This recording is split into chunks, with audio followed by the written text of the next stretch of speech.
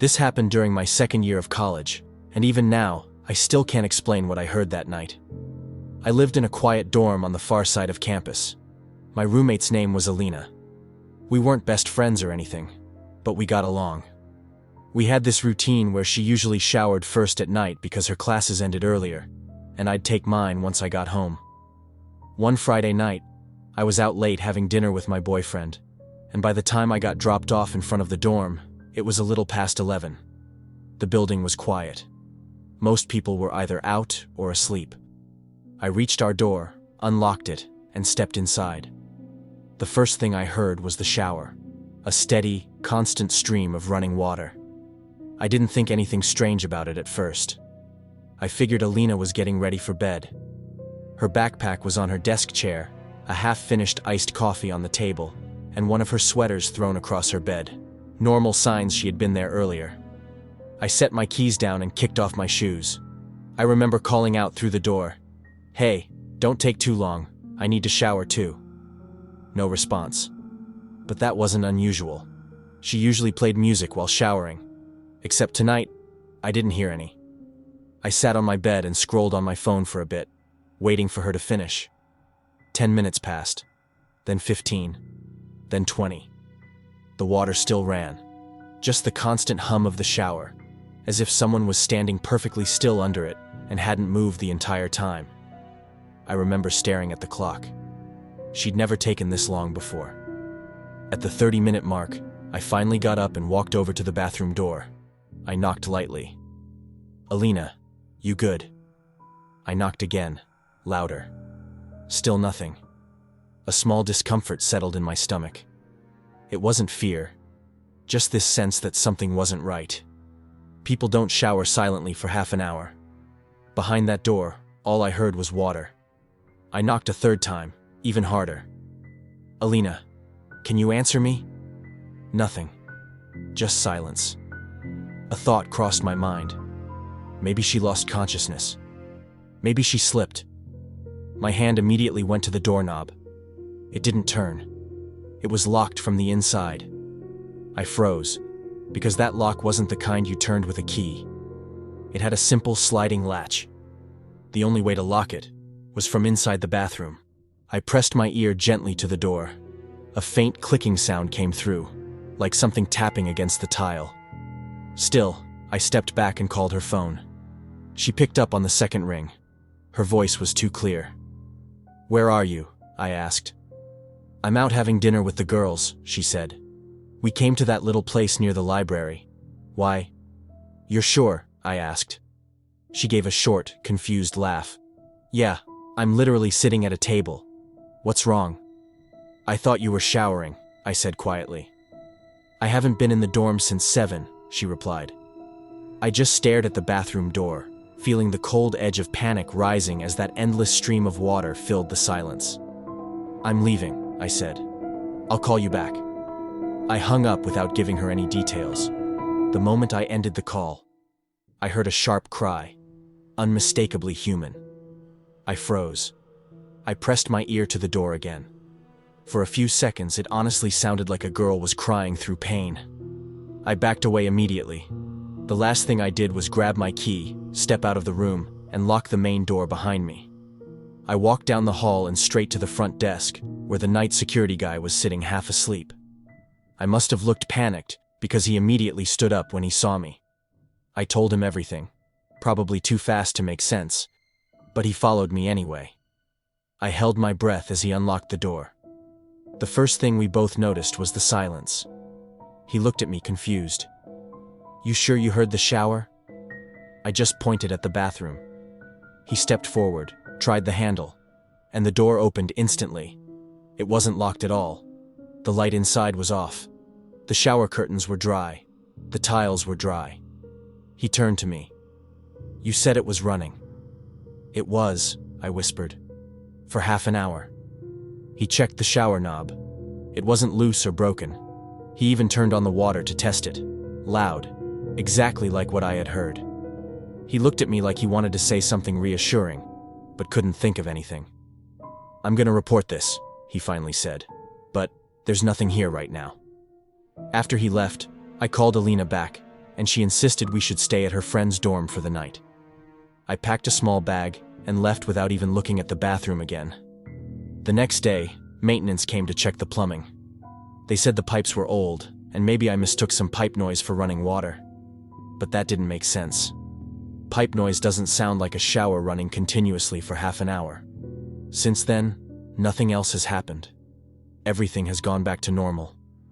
But to this day, I still know what I heard. I wasn't hallucinating. Someone, or something, was inside our bathroom that night.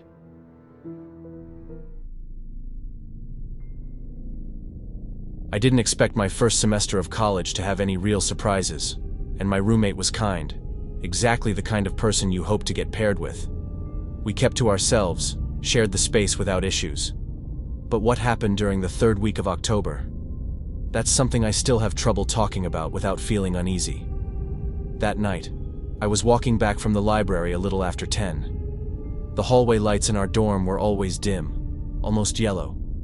When I turned the corner toward my room, I stopped. Someone was standing right outside my door. He wasn't dressed like a student. He was wearing a dark coat that didn't fit right, like he had no idea what people here wore. His back was facing me, and he was so close to the door, almost like he was listening, or trying to see under the gap.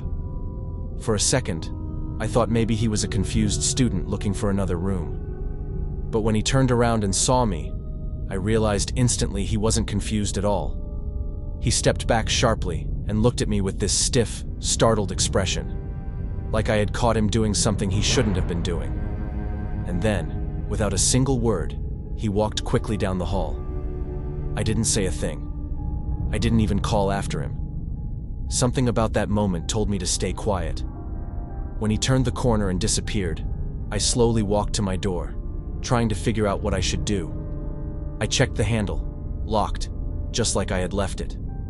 When I went inside, my roommate looked up from his laptop. I told him exactly what I saw. A man standing right at our door, close enough to be trying to get in. My roommate shook his head. No one came in here. I've been inside the whole night. Did you hear anything at all? I asked. Like someone knocking or moving around outside? He looked confused. The rest of the night felt normal. We talked for a bit, watched videos, and eventually settled into bed. By the time it was close to 1 in the morning, I was half asleep. Then my roommate got up. He walked to the mini fridge near the window, grabbed a bottle of water, and after a few seconds, he just stopped moving. Then he whispered my name. I opened my eyes and saw him staring outside, like he was trying to understand something he wished he hadn't seen. I sat up. "What is it?" he whispered. "There's someone on the fire escape." That woke me completely. I turned the lamp on and walked over to the window. He didn't step aside, so I leaned slightly to see through the glass, and there was someone standing on the fire escape platform, right outside our window. He didn't flinch when the light came on. He didn't react at all. He just stood there, facing us, staring straight into our room. It was the same man from the hallway. I couldn't see his face clearly, but his posture alone made me step back. My roommate whispered, "Call campus security." I grabbed my phone and called. When I explained what was happening, they told us to lock the door, stay inside, and someone would come right away. My roommate shut the curtains, but even with them closed, we could still feel him standing there. It's strange how you can sense someone's presence without seeing them. You can feel the weight of their attention. The minutes crawled by. Then we heard footsteps on the metal fire escape. By the time security reached our room, the fire escape was empty. They searched the entire building exterior, checked the back lot, even inspected the stairwell connected to the fire escape. No sign of him. But the footprints were still there, clear and deep in the dust. They followed a path straight toward our window, then led away toward the far end of the fire escape. Security took photos, checked nearby cameras, and asked us questions. They said they'd keep an eye on the area, but their best guess was that it was a trespasser using the fire escape to move around campus. Their explanation didn't make sense, but we were too tired to argue. That night, neither of us slept. For the next 2 nights, things only got worse. Both nights, a little after midnight. I woke up to the sound of footsteps right outside our door. My roommate heard it too. We didn't dare open the door. On Friday, we went to the housing office and asked to move. We didn't care where. We just wanted a different room. They approved the request faster than I expected.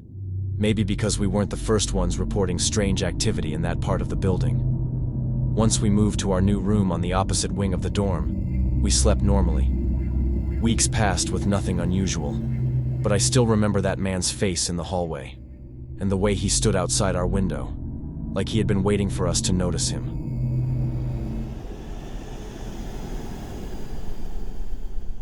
This happened 2 years ago, during my junior year of college. I went to a public university in Northern California. When I transferred there, housing assigned me a single room on the second floor. My room was at the very end of the hallway, directly beside another single room. The one next door, as far as I knew, had been occupied since the beginning of the semester. At first, I didn't pay much attention to whoever lived next door. All I knew was that he was a guy. Sometimes I heard a deep voice through the wall late at night, either talking on the phone or listening to music quietly. Nothing unusual in a building like that. But around 2 months into the semester, things started to change. It began with arguments, muffled voices at first, a man's and a woman's. I could never make out the words, but the tone was sharp, cold, tense. It sounded like a couple fighting, which wasn't uncommon in the dorms. One night around 2 in the morning, something slammed hard against the wall. I snapped awake. A moment later, shouting followed. The same deep voice and the same woman's voice, both louder than I'd ever heard them. I sat up in bed, groggy and confused, trying to decide if I should knock on the wall or just pretend I didn't hear it. Before I could make a decision, everything went silent again. The next morning, I saw one of the RAs, a senior named Ben, doing his usual rounds. I mentioned the noise just in case. He said, "Yeah, you're not the first one to complain about that room. I'll check in on them." So I let it go.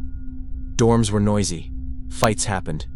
I figured the guy and his girlfriend would work things out, or someone else would report it. But over the next few weeks, the arguments kept happening. Louder, more frequent, and always late at night. I'd lie awake listening to that muffled back and forth, wondering what kind of relationship could be that bad every single night. Then a full week went by, and there wasn't a sound from the room next door. No footsteps, no talking, no music. I figured maybe the guy had gone home for a long weekend, but 9 days went by. The blinds in his room were always shut. No light ever came from under the door, and in all that time, I didn't see him once. By the 10th day, something about it was starting to feel wrong. I ran into Ben again that afternoon and casually asked if the guy had moved out. He looked confused. "What guy?" "The one next to me," I said. "Room 212. He looked down at the clipboard he always carried. "Nobody's assigned to that room this semester?" I stared at him. "What do you mean, no one? Someone's been living there since August." He shook his head. "No.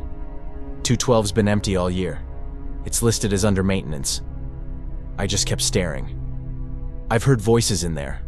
I've literally heard arguments. Someone's in that room." Ben looked uneasy now. "I'll double-check with housing." He walked off quickly, and I was left standing in the hallway with a feeling I couldn't shake. I tried to convince myself there had been some mistake, that maybe the guy had left suddenly and housing hadn't updated their records. It was the only explanation that made any sense. 2 days later, I learned something that made that explanation impossible. It was a Saturday morning. I was doing laundry in the basement when a girl from the first floor, Kelly, asked if I'd heard what happened upstairs. I told her no. She said maintenance had been checking the vents on the second floor earlier that day. When they opened the one above room 212, they found old soda cans, food wrappers, and a small blanket stuffed inside the vent. They thought maybe an animal had gotten in. But when they unlocked the room to clean it, the door swung open immediately. It wasn't locked at all. Inside, the room wasn't abandoned like housing claimed. It was a mess. Empty bottles, food containers. But the bed had been made perfectly. The blinds were closed tight. The closet door was slightly open, and there were still clothes hanging inside. and sitting on the desk was an ID card. It belonged to a student who had dropped out the previous semester. Kelly said housing told maintenance he never officially checked out of his dorm. He just stopped showing up halfway through the fall. But here's the thing. His name was on the door plate the first week I moved in. I remember it clearly. I saw it every single day when I walked past. The next day, the door plate was suddenly gone. After that, everyone on my floor felt on edge. The official explanation was a clerical mix-up, but no one really bought that. I couldn't stop thinking about the voices I had heard, the arguments, the late-night thuds against the wall. If the room had been empty, who was I hearing? A few nights later, I made a stupid mistake. It was close to midnight. The hallway was quiet except for the dim emergency lights. I grabbed a flashlight and stepped outside my room. Room 212 looked normal. I put my hand on the door. I don't know why I knocked. I guess part of me expected to hear someone inside. I tried the handle. It turned easily. I stood there just long enough to feel uncomfortable. Then I heard it. A soft sound coming from the vent above the bed. A dragging sound. I pointed my flashlight upward. The dust inside the vent shifted slightly, like something had just pulled back out of view. Then I heard a thump. Not loud, but close. I backed out of the room immediately, shut the door, and walked straight down the hall to Ben's room. I told him exactly what I'd seen and heard. He didn't hesitate. He called campus security and grabbed his master keyring. Security searched the room first, then the entire second floor. Maintenance arrived with tools to pull open the vent. When they finally got the panel off, everyone stopped talking. Inside the duct was a small, sharp screwdriver, and on it was fresh blood. The maintenance worker said it looked like someone had been crawling through the vents, probably using them to move between locked rooms at night. After that, campus police took over. They didn't tell us much, not who the blood belonged to, not whether they found anything else in the vents. For weeks, room 212 stayed sealed. No one was allowed near it. Eventually, rumors started spreading. People said the student who used to live there, the one who dropped out, had been having serious issues, that he'd vandalized his room, that he was seen sleeping in random places around campus even after being removed from housing. Whether any of that was true, I never found out. A few months later, I transferred to a different building without telling anyone why.